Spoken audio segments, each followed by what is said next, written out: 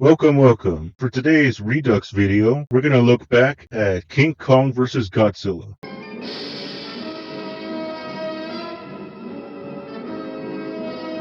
King Kong vs. Godzilla is a 1962 Japanese kaiju film directed by Ishiro Honda with special effects by Ichi Tsuburaya, and it was produced and distributed by Toho Studios, with the English language version being distributed by Universal Pictures. The film was the third installment in the Godzilla franchise and the first of two Toho produced films featuring King Kong. It was also the first time that both characters appeared on film in color, and now you may be wondering, how did these two titans manage to get a film together? And I'll tell you how. The project began as a story outline made by King Kong stop-motion animator Willis O'Brien, in which King Kong battles a giant Frankenstein monster made by a descendant of Dr. Frankenstein. And the monster would have been made of different animal parts, and they'll duke it out at San Francisco. Then O'Brien gave the outline to producer John Beck for development. And behind O'Brien's back, and without his knowledge, Beck gave the project to Toho to produce the film, replacing the giant Frankenstein monster with Godzilla. God damn, talk about top 10 anime betrayals. And from there, the rest is history, as the film was released on August 11th, 1962, with the English dub being released a year later, which is the one I'm reviewing for this video. So without further ado, let's check it out. So the film begins with a Shakespeare quote. "There are more things in heaven and earth, Horatio, than are dreamt of in your philosophy." And not gonna lie, I never expected Shakespeare and Godzilla to go together. Then again, there's a Godzilla movie with an Oscar, so yeah, anything can happen. And so we get one of many American scenes, because back then American audiences didn't like foreign films. The Japanese fishing fleet has reported a strange phenomenon.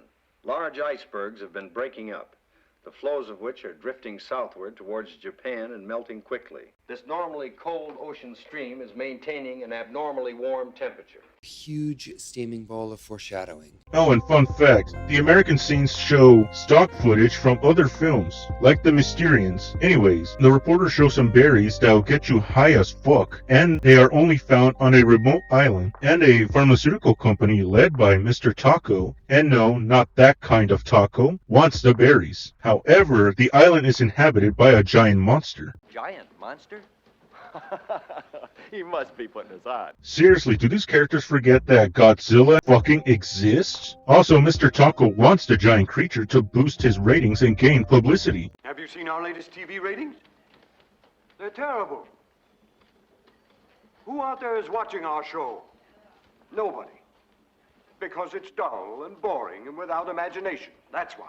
Well, add some anime girls and you'll make bank. Anyways, Mr. Taco sends two men, Osamu Sakurai and Kensaburo Furu, to find and bring back the monster. Oh, and fun fact, Mr. Taco is played by Ichiro Arashima, who is Toho's biggest comedy star and was often called the Japanese Charlie Chaplin. Then we meet Sakurai's sister, Fukiko Sakurai, played by Miyahama, last seen on this show in King Kong Escapes. Oh, and we meet her boyfriend, Fujita, who shows off his new wires he invented for his Japanese Spider-Man audition. Stop! Stop! I'm convinced! Yeah, but don't do that. Come on, stop. I believe you. Stop it. You're not Tarzan. All right, you win. See you, chump. Anyways, an American nuclear submarine called the Seahawk gets caught in an iceberg, and the iceberg collapses, releasing our main man, Godzilla. Godzilla! The world is stunned to discover that prehistoric creatures exist in the 20th century. No shit, Sherlock. Luckily, the late great Akira Takarada is here. If we do not destroy Godzilla soon, the monster will destroy us all. No shit, Sherlock. Anyways, we finally get to see Godzilla destroying shit.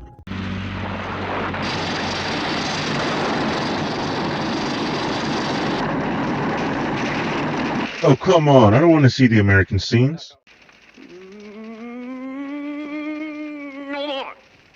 I'm sick of Godzilla. Yeah, said every American film critic ever.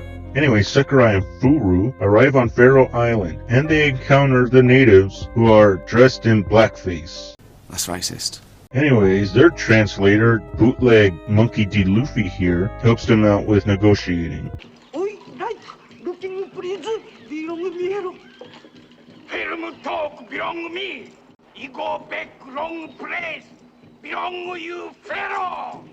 And they gave the natives some Japanese music. Switch it on, like this, and you get them my magic.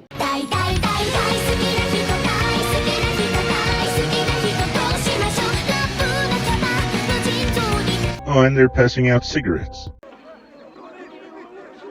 Hey bitch, that was his cigarette. Anyways, while the natives are summoning Kong, the American scenes show us what kaiju fans already know. I tend to classify him as a prehistoric species of dinosaur.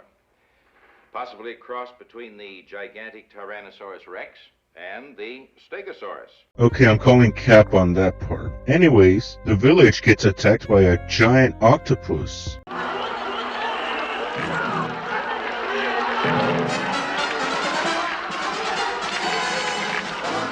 Watch out! Stay back!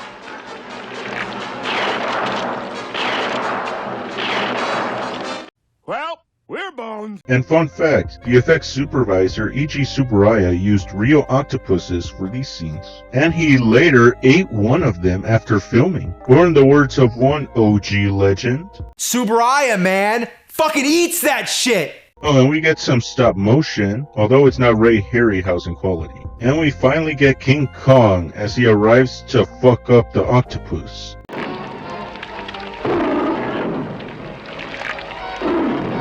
Oh shit, that octopus is about to hentai Kong to death.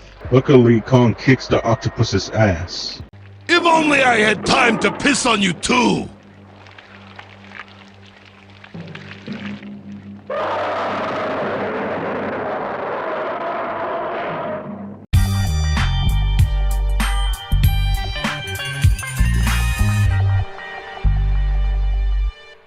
And King Kong celebrates his victory with some berry juice.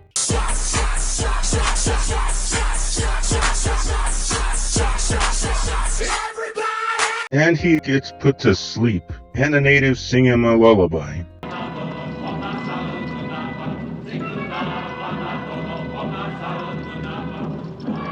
What is happening? That music sucks! I need another drink. Let's go home. We're going home. No, we're going home. With Kong. With Kong. Damn right, I'm not here to see you two fight. And look, we get more American scenes. How fun. Godzilla has a brain about this size, Wow, and the disrespect on Godzilla. while Kong is a thinking animal. His brain is considerably larger, about 10 times the size of this gorilla's skull. Well, that brain didn't help him out with the airplanes. Anyway, Sakurai and Furu place Kong in a makeshift draft strapped with dynamite in case he goes apeshit. Oh, and Mr. Taco arrives to inspect King Kong. Ah, there! King Kong! Stop!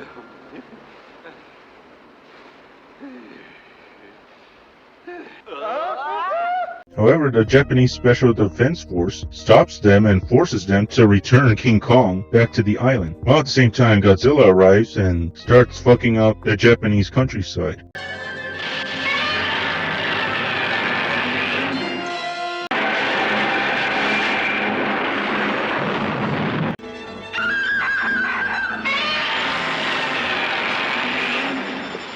Well, we're fucked. And shit hits the fan as King Kong wakes up from a hangover. So they blow his ass up.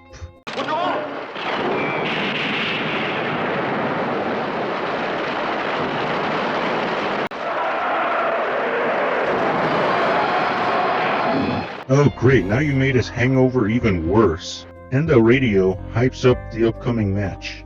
Thus, the Battle of the Giants, which may or may not have taken place millions of years ago, may be recreated soon on the Nasu Plain. And it won't be recreated until years later. Anyways, Kong finally reaches the mainland and finally comes face to face with Godzilla. And he starts by throwing shit at him. And Godzilla, not intimidated by his attack, uses his atomic breath, and King Kong is like, nope, and gets the fuck out of there. King Kong ain't got shit on me. Then the military plans to dig a big-ass hole on the ground to trap Godzilla, and the hole is trapped with explosives and poisonous gas to defeat Godzilla, and it backfires hard. Go back! He's alive! Oh, and I forgot to mention, the American scenes use music from Universal's movies, like the creature from the Black Lagoon.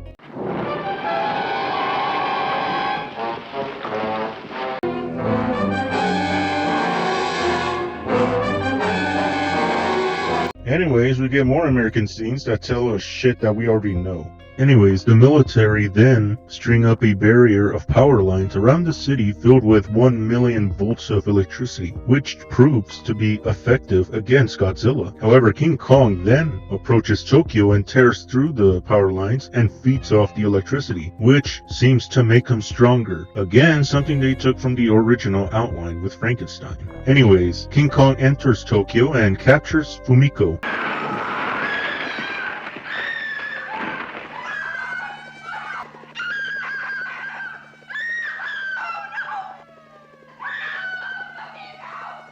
And who says King Kong only likes blonde women?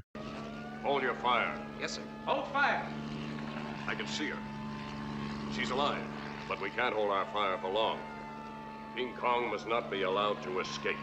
Yeah, that wouldn't happen until the next one. Anyways, King Kong then climbs up a building because that's his thing. Then the military launch capsules full of the berry juice in gas form in order to put Kong to sleep. And Sakurai and Furu play the music from the island and giving them a chance to rescue Fumiko. The military then decide to transport Kong by balloons to Godzilla using Fujita's super strong wires to carry his big hairy ass. The next morning, King Kong is dropped next to Godzilla at the summit of Mount Fuji, and the two engage in their final battle, with King Kong using the exact same tactic he used earlier, but Godzilla hits it back at him. Godzilla then burns Kong with his atomic breath, and Kong tries to Spetsnaz roll to victory, but then we get the only stop motion scene in the film, when Godzilla drop kicks Kong. And fun fact, the filmmakers originally want the whole film to be stop motion, but it was too expensive.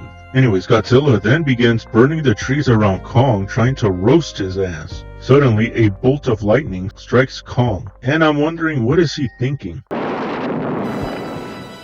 Get up, Rock! Get up, you bum! I didn't hear no bell. Nani? Let's get ready to rumble!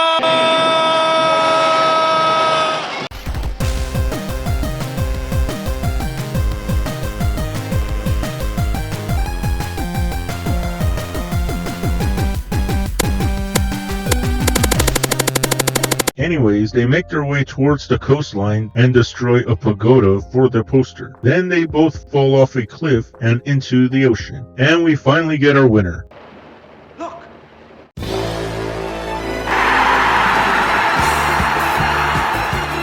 is the new heavyweight champion of the world! Ladies and gentlemen, in a stunning upset, scoring the win by knockout, the new heavyweight champion of the world, Kong, the eighth wonder of the world! So yeah, King Kong wins, and apparently there was a rumor that Kong won in the American version and Godzilla won in the Japanese version, but this was proven false, because Toho confirmed that King Kong did win in both versions. And that was King Kong vs. Godzilla. The film was a huge box office hit. Hell, it was the most successful Godzilla movie ever, even beating the original. And after the success of the film, Toho made more Godzilla movies during the 60s and 70s, known as the Showa series. It was even a hit in the US, and it remains as one of the most famous Godzilla films, making Godzilla a household name in America. And like I mentioned before, King Kong would later appear in King Kong Escapes, with no mentioning of this film. So with that out of the way, now what do I think of the movie? Well, the film is a good kaiju film, with these two icons duking it out. But is it a perfect movie? No, not at all. For example, the scenes with the natives has aged poorly. Also, the suits aren't that good, especially with King Kong, cause his looks terrible. Also, of course, the American scenes aren't that good. The human characters are bland, with the exception of Mr. Taco, as he is hilarious, and come to think of it, he kinda looks like a Japanese Groucho Marx. And the satire from the original version, which satirizes the television industry of Japan, which the American version barely mentions. In addition, the kaiju fight between Godzilla and Kong is pretty funny, and we also get a moment where they're fighting as hand puppets. Like, it's fucking great. Also, when I first saw this as a child, I was hella mad as Godzilla fucking lost. I'm like, how the fuck did he lose? Because from my point of view, he was more powerful. The motherfucker has atomic breath, and he is a fucking goat. Bullshit.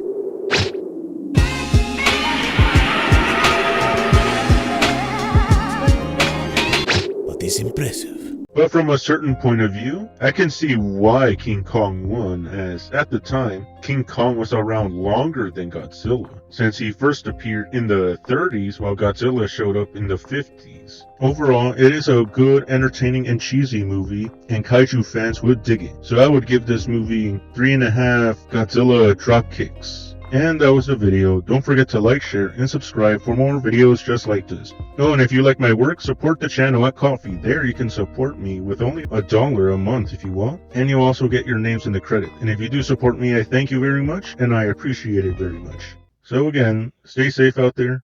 Goodbye.